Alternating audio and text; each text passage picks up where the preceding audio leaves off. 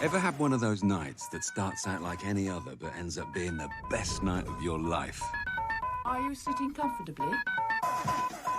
Then we'll begin. It was June the 22nd, 1990, our final day of school. There was Oliver Chamberlain, Peter Page, Stephen Prince, Andy Knightley, and me. They called me the King, because my name's Gary King.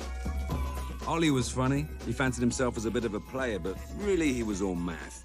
We called him O-Man because he had a birthmark on his forehead that looked like a 6. He loved it. Pete was the baby of the group. He wasn't the kind of kid we'd usually hang out with, but he was good for a laugh, and he was absolutely minted. Steve was a pretty cool guy. We jammed together, chased the girls. I think he saw us as rivals. Sweet, really. And Andy. Andy was my wingman. The one guy I could rely on to back me up. He loved me, and I'm not being funny, but I loved him too. There was nothing we were going to miss about school. Maybe Mr. Shepherd. He was definitely one of the good guys. He used to ask me what I wanted to do with my life. I told him I just wanted to have a good time. He thought that was funny. It wasn't meant to be. Not that night. Come on, once more. 5, 6, do it! Newton Haven was our hometown, our playground, our universe, and that night it was the site of a heroic quest. The aim? To conquer the Golden Mile.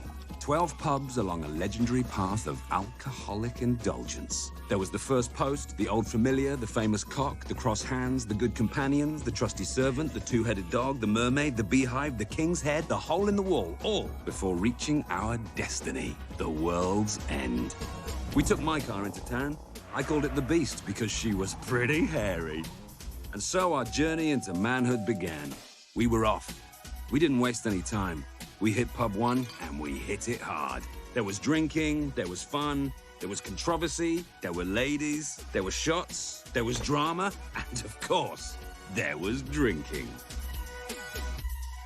By pub 5, we were feeling invincible and decided to purchase some herbal refreshment from a man we called the Reverend Green. Pint 6 put O-Man out of commission, so we carried on without him. Good thing, I bumped into his sister in the next pub. We went into the Disableds and I bumped into her again. Sam tagged along for a while, but then I had to let her go. I had another date that night, and her name was Amber. 9 pints in, and it was us against the world. Things got mental in the Beehive, so we repaired to the Bowls Club, or as we like to call it, the Smokehouse, which is when it all went fuck up. Everyone got power and Pete chucked a whitey, so we had to bench him. In the end, we blew off the last 3 pubs and headed for the hills.